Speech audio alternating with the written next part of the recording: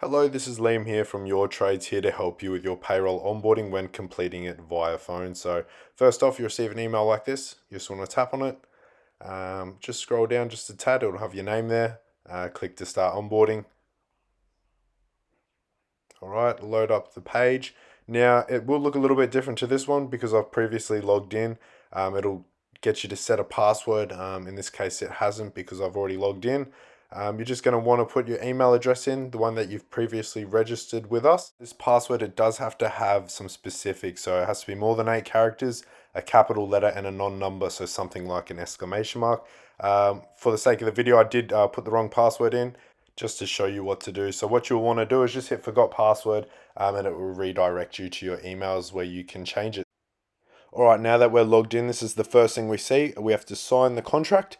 There'll be various documents here which you just need to hit sign. So right now it's not loading. Just give it a second. There it is, sign document.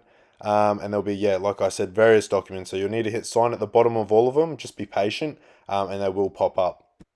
So now we're up to personal details. You can see there are boxes that are already grayed out. That has been pre-filled by your administrator.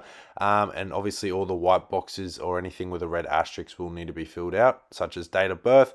Once you fill that out, just keep moving through the steps. So on the next page, we will find details for the emergency contact. This can be anyone, a friend, family member, whoever is the best point of contact in case of an emergency. Here you can see I've filled out some random details just to show you an example there. Need to put their email address, contact number in, etc. When it comes to tax, it is completely optional on what you want to choose. We legally can't give any advice in this regard, so it's all optional. Choose the boxes which are most suitable to you and applicable, and it should be 9 numbers for the tax file number, so make sure that you've got the right numbers there, and then once done so, hit next. However, for the sake of an example, I put the wrong details in and the system has picked it up. Do you wish to proceed? Obviously not. I want to amend those details now so I don't have to come back to it later. Otherwise, you're going to have to keep hitting back, and it takes up quite a bit of time and it's really not worth it. So amend those details now, hit next, and obviously if they're correct, it'll let you proceed. So moving on with the next step. Okay, so on to superannuation details. As you can see here, it hasn't fully loaded. You don't want to hit next. You want to wait for all the information to pop up. So any second now we'll see it and we can start filling out our superannuation details. So here it is. You can either choose own super or your employer default. Obviously, if you've got your own super, put the details in, or if not, we set you up with one. All right, we're getting closer to finishing now. After superannuation, we have bank details. So obviously you want to fill this in correctly as with anything else. Once it loads, give it a second here. There we go. Okay, so when it comes to account name, it is important that you put your name or whether you have a joint account with your significant other. Put that in. It's not ANZ or Commonwealth Bank.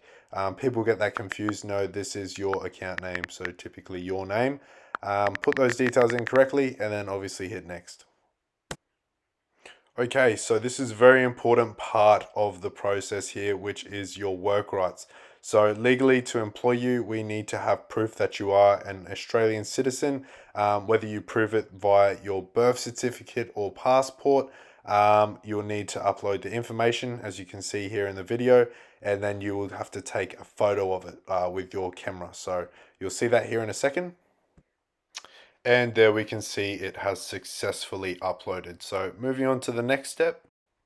Okay, as you can see here, very simple. Just want to upload your driver's license along with your white card. So nice and easy.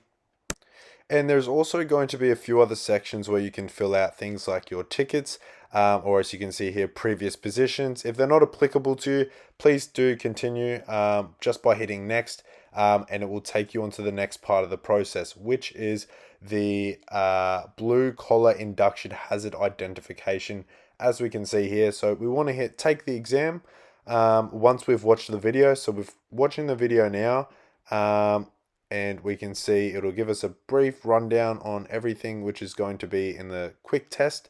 Watch through that, and then we can hit take the exam. So you can see here as well with the phone, it does format a little bit funny because it is intended for computers.